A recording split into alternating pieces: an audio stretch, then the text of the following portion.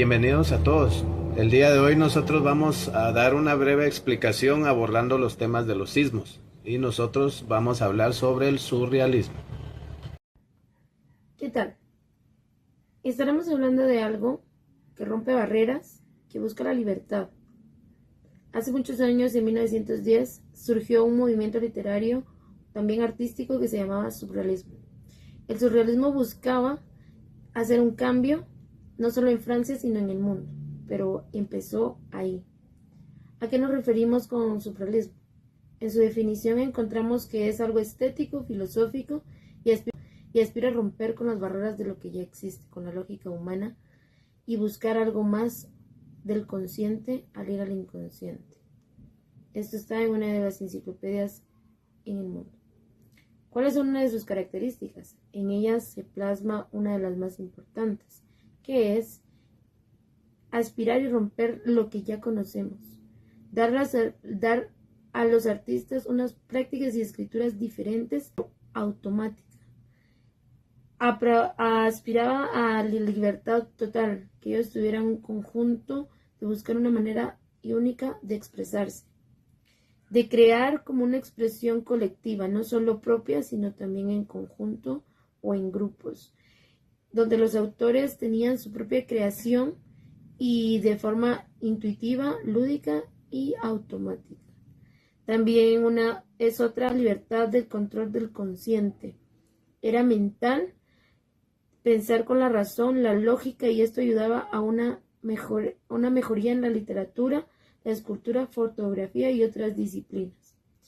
Un autor nato en esto era Andrés Breton, que surgió en 1896 a 1866, que era considerado el padre dentro de este movimiento, que era dentro de la literatura.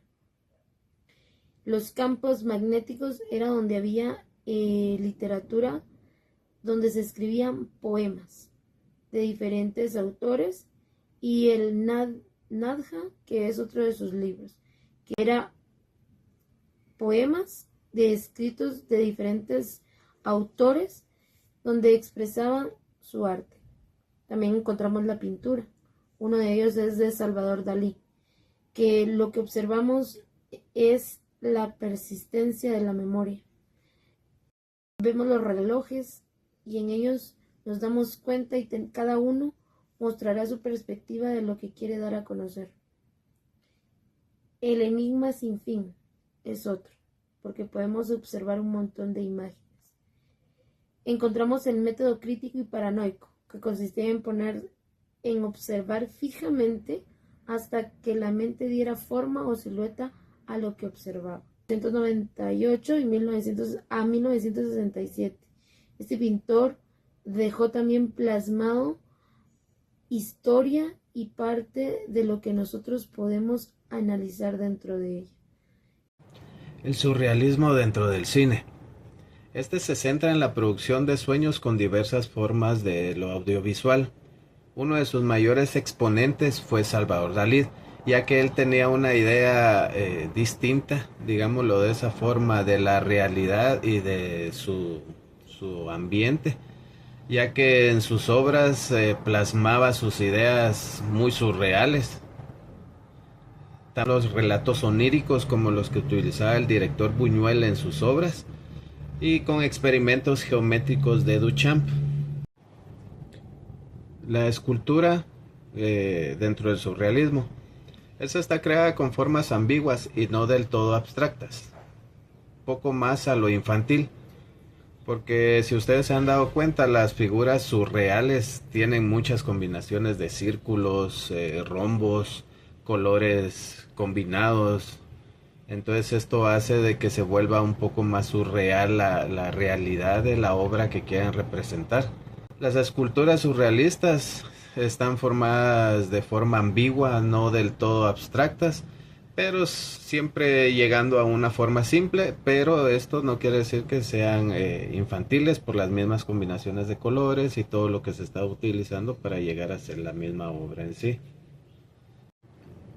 El manifiesto surge a partir de fuentes filosóficas diversas en la literatura y la pintura a raíz de experimentos del dadaísmo.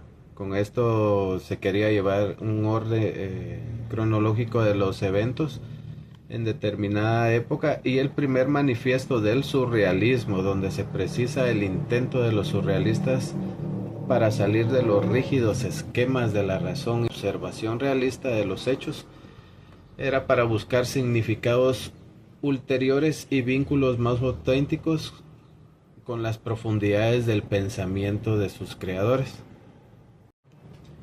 Los temas principales: lo absurdo. Lo absurdo porque los mismos creadores, los artistas, directores, poetas, tenían una idea muy fuera de lo convencional y la plasmaban en sus obras. Llegaba a ser absurdo y se volvía surreal. Eran incomprensibles porque a muchas personas no les gustaba de que se alejaran de lo convencional y que se fueran muy aparte de la línea que se seguía habitualmente. Y llegaba a ser algo misterioso porque de dónde sabía uno que salían las ideas de esos artistas, que se volvían muy surreales, hasta incomprensibles, locas.